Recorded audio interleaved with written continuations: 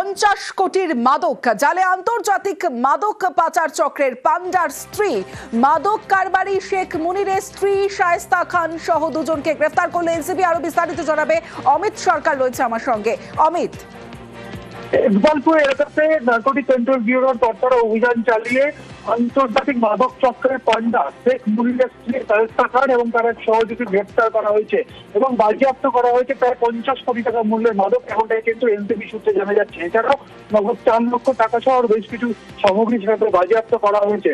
সেক্ষেত্রে শেখ মুনিরের খোঁজ কিন্তু দীর্ঘদিন ধরে নার্কোটিক কন্ট্রোল ব্যুরোর আধিকারিকরা চালাচ্ছিলেন এবং সম্পাদকরা জানতে পারেন যে শেখ মুনির চলতি বছরের জানুয়ারি মাসে ফিলিপিন্সে মাদক আনতে গিয়ে তারা গ্রেফতার হয়েছে। সেখানে প্রায় 150 কোটি টাকা মাদক নিয়েছে তিনি আসছিলেন, সেই সময় কিন্তু ফিলিপিন্সে তিনি গ্রেফতার হন।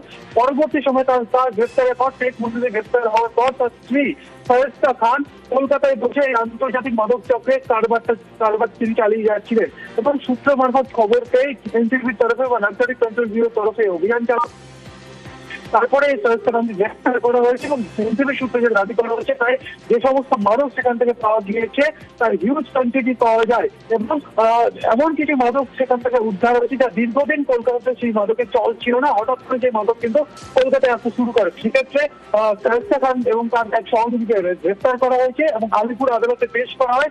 শায়েস্তা খানকে 14 দিনের জুডিশিয়াল কাস্টাডি এবং অপর এক সঙ্গী তাকে 7 দিনের এনসিবি বা নার্কোটিক কন্ট্রোল ব্যুরোর হেফাজতের নির্দেশ দিয়েছে আলিপুর আদালত।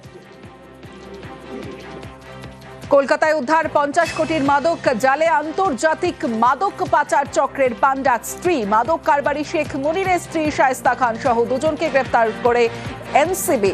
দীর্ঘদিন ধরেই শেখ মুনিরের খোঁজ চলছিল। জানুয়ারিতেই কলকাতা থেকে বিদেশে পাড়ি কয়েকশো কোটি টাকার মাদক নিয়ে ফেরার পথে ফিলিপিন্সে গ্রেফতার মুনির সহ দুই। মুনিরের অবর্তমানে ইকবালপুরে মাদক নেটওয়ার্ক চালাচ্ছিল তার স্ত্রী। এনসিবির অভিযানে গ্রেফতার মুনিরের স্ত্রী সহ দুই।